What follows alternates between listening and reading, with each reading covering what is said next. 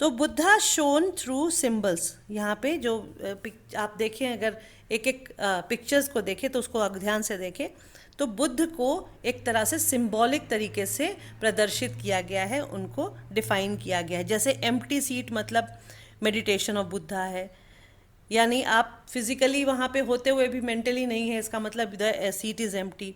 दूसरा है स्तूपा, स्तूपा अपने आप में महापरिनिर्वाण का सूचक था, यानी रेलिक्स रखा हुआ है, इसका मतलब ऑलरेडी निर्वाण हो चुका है, तो उसके बाद की चीज़ें रखी है। थर्ड, व्हील दिखाया गया है। वो व्हील क्या था? फर्स्ट सर्मन ऑफ बुद्धा, जो सारनाथ में डिपिक्ट किया गया था।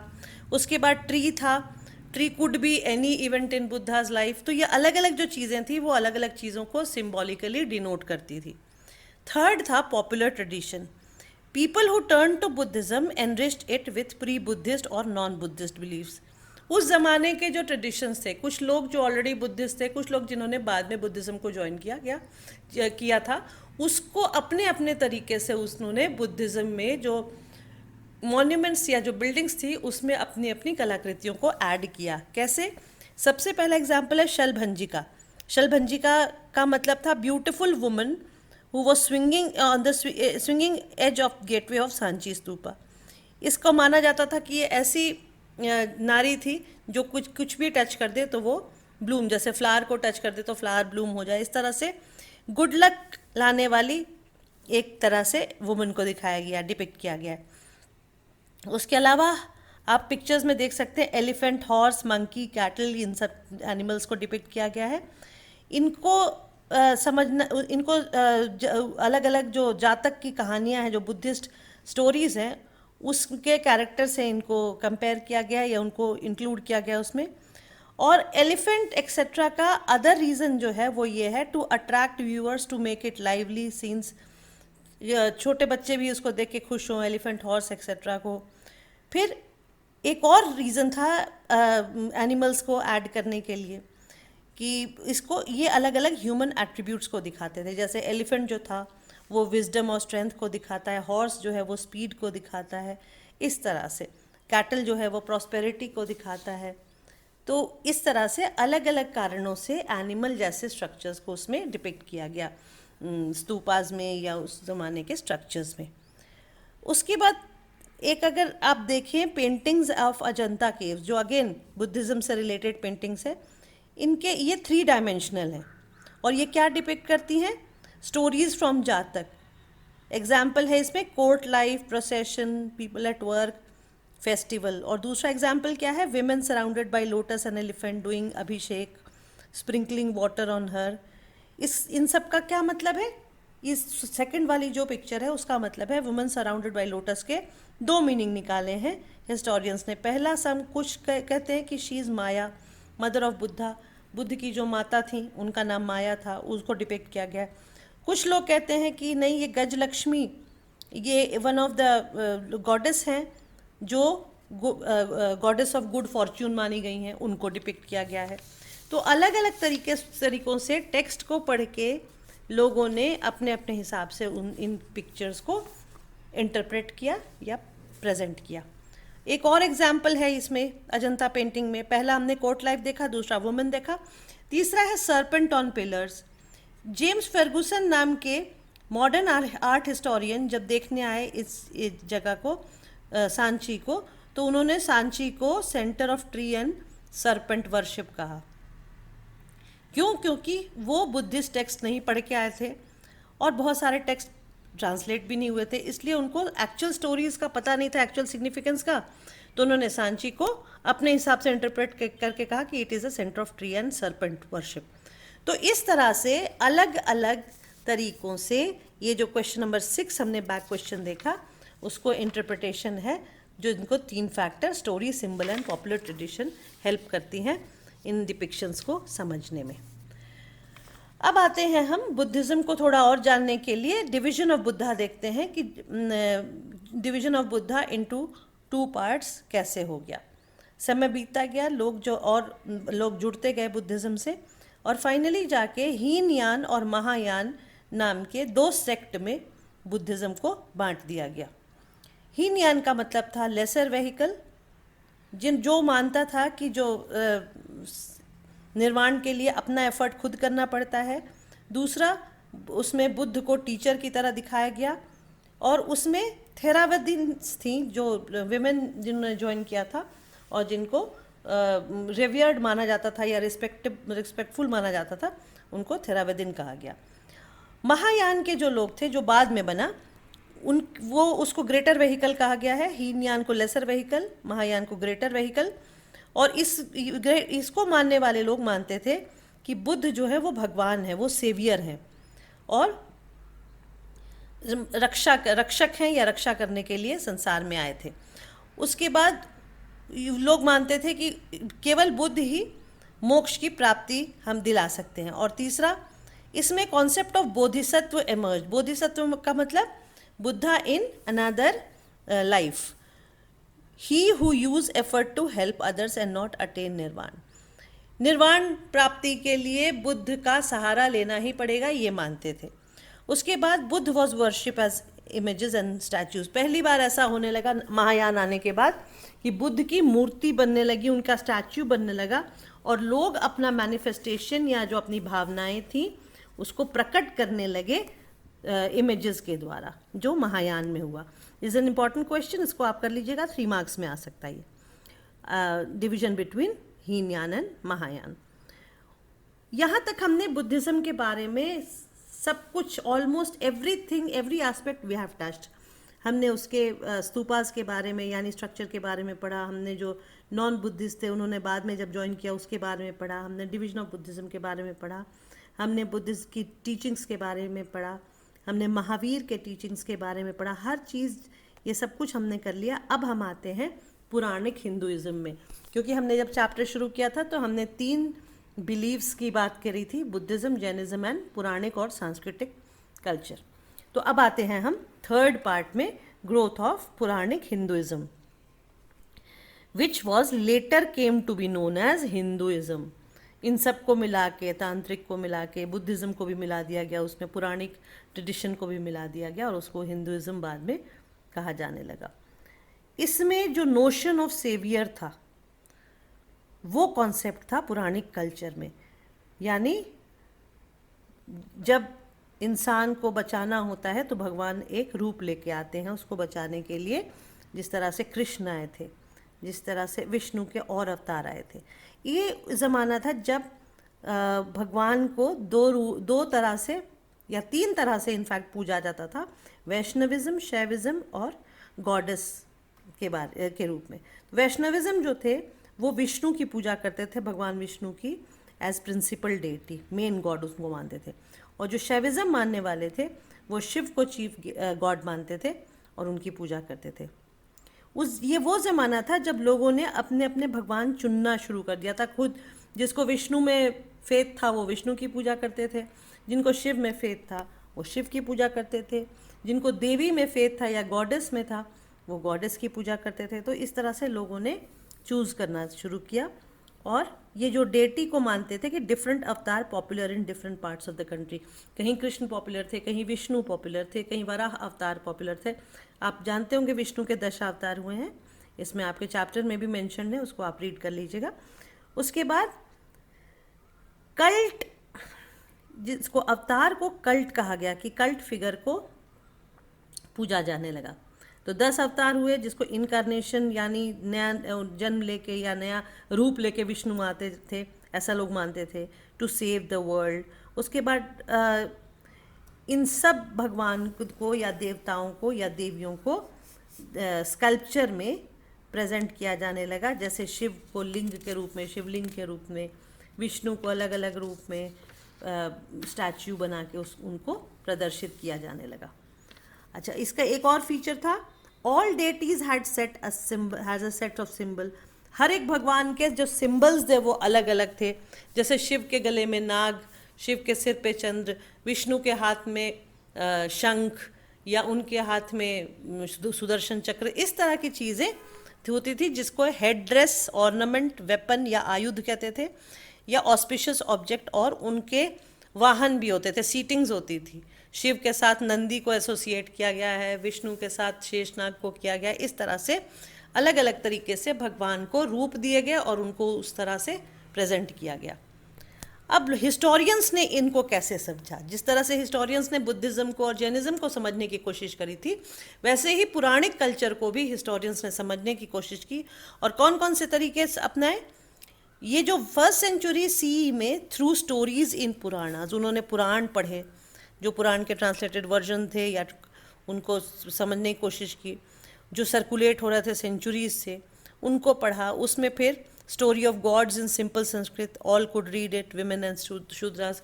पुराना के जो स्टोरीज हैं या उसकी जो भाषा है वो वेद की भाषा से ज़्यादा आसान संस्कृत में है, इसलिए उसको उस ज़माने के पंडितों से पढ़वा के या समझ के, स्कॉलर्स ने था, उन्होंने अपना अनुमान या अपना इंटरप्रिटेशन लगाया कि किस तरह से इन देवी देवताओं को पूजा जाता था। अब पुराण के बारे में ज़रा देख लेते हैं कि हाउ पुराणाज वर रिटन। पुराण को लिखने के लिए it was through interactions among people, आपस में बातचीत करके, डिबेट करके, डिस्कशन करके पुराण की रचना हुई थी। जैसे कि प्रीस्ट थे, मर्चेंट्स थे, लोकल्स थे, इन्होंने आपस में डिस्कस किया और पुराण को फाइनल रूप दिया। जैसे कृष्ण जो थे वो मथुरा रीजन के थे, इस तरह के जो फैक्ट्स थे वो पुराण में लिखे हुए थे। अब हम आते हैं ये, अब इसको डिस्कस करने के बाद, पुराणिक कल्चर को डिस्कस करने के बाद हम जिस तरह से हमने स्तूपा आर्किटेक्चर के बारे में पढ़ा, उसी तरह से पुराणिक ट्रेडिशन में टेम्पल आर्किटेक्चर के बारे में हम समझेंगे।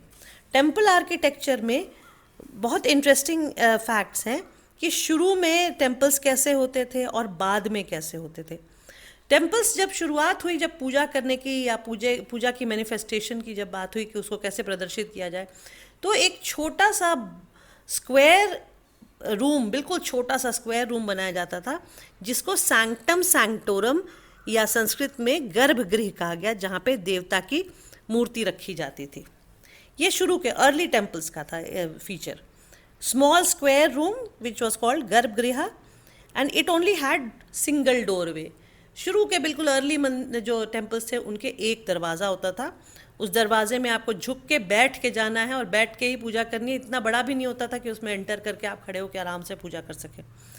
ये भी कॉन्सेप्ट था उस ज़माने में कि आप देवता के सामने गए हैं तो सिर झुका के गए हैं, तन के खड़े ना हुए, इस तरह का कॉन्सेप्ट था।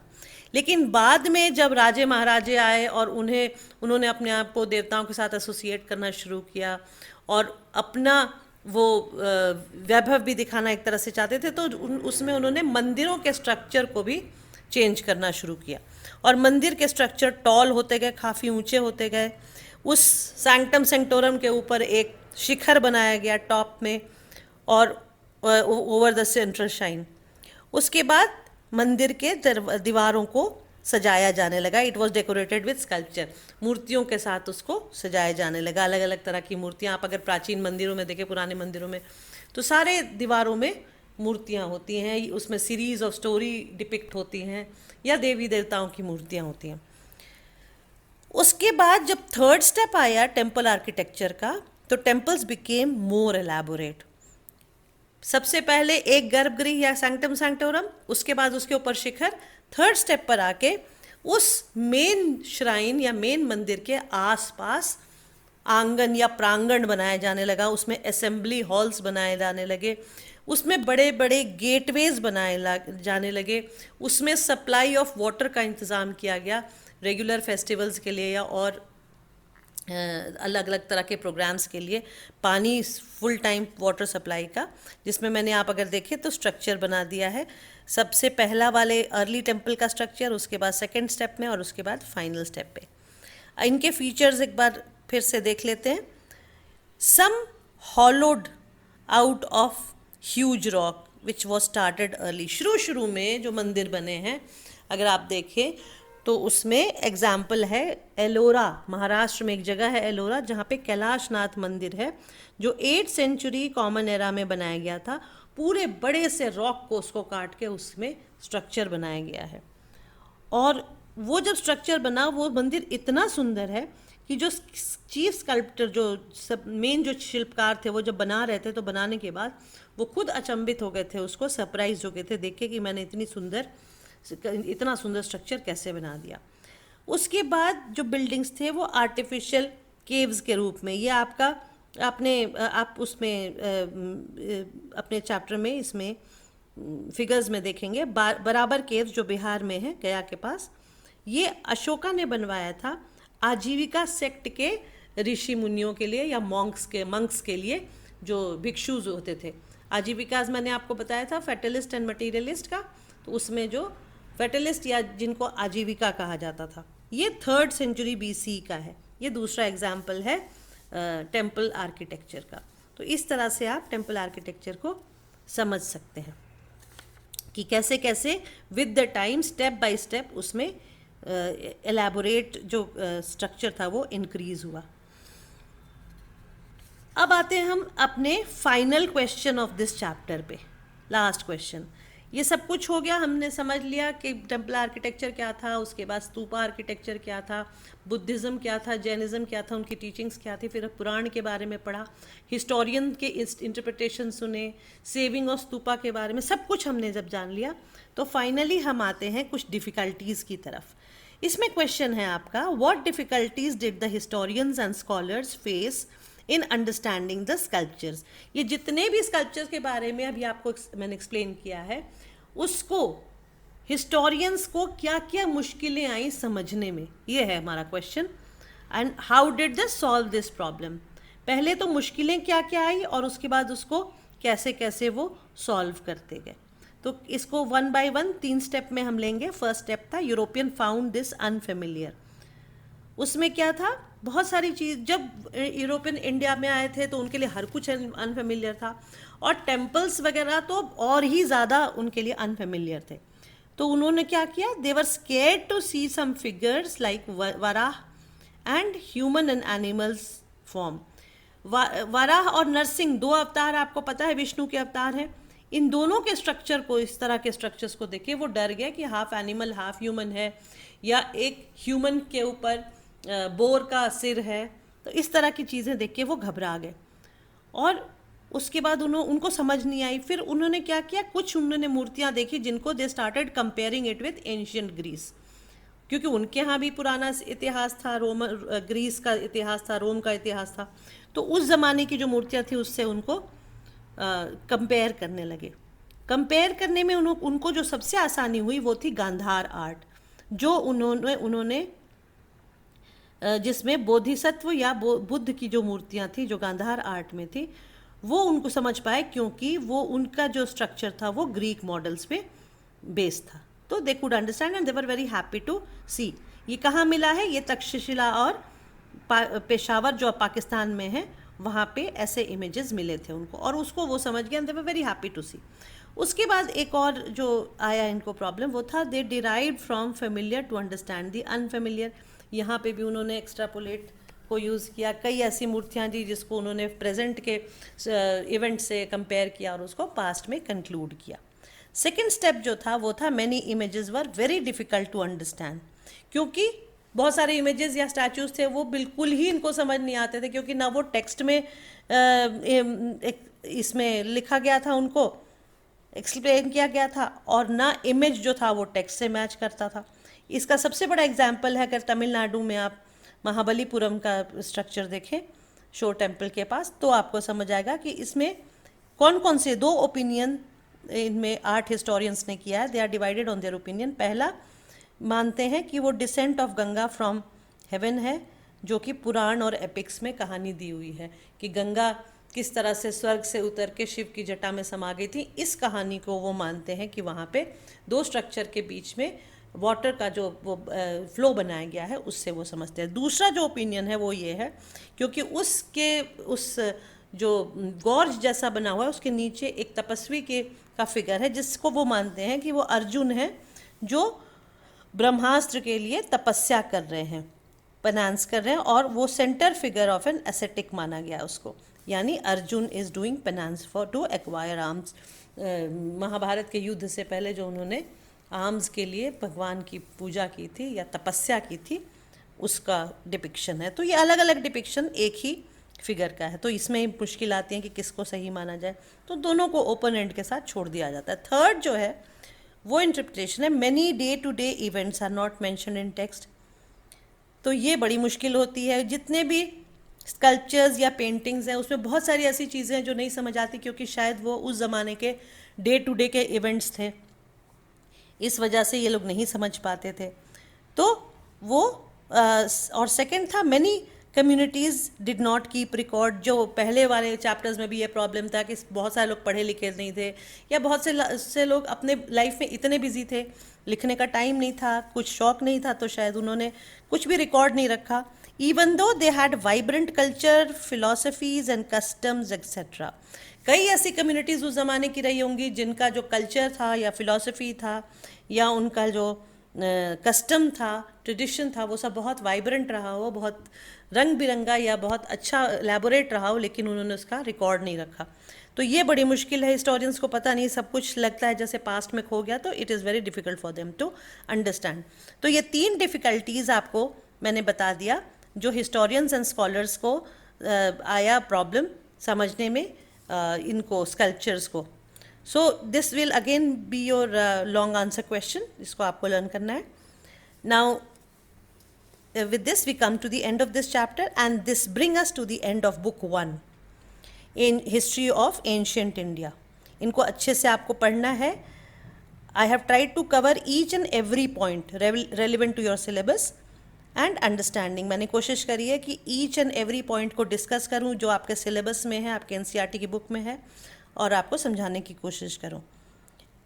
उसके I hope you have understood. Thank you very much. Dear students, अगर मेरा वीडियो पसंद आया हो तो इसे अपने फ्रेंड्स के साथ शेयर करें, लाइक करें और चैनल सब्सक्राइब करें। Thank you.